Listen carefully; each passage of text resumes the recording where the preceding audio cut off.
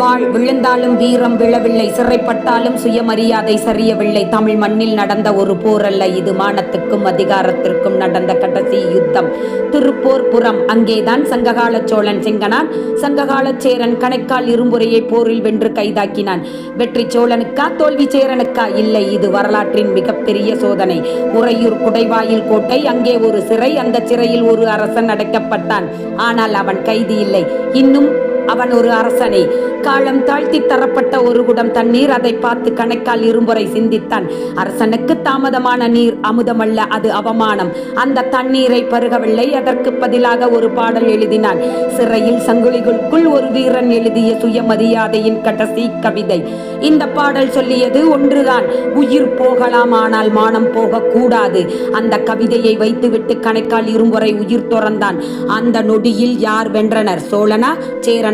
இல்லை, தமிழ் மானமே வென்றது.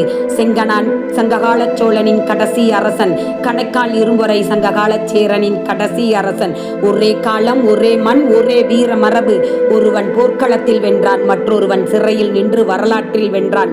இதுதான் தமிழ், இதுதான் சங்ககாலம், இதுதான் மானத்தின் அரசியல். வாழ்க செங்கனான், வாழ்க கணைக்கால் இரும்புரை, வாழ்க வீர தமிழகம். நன்றி.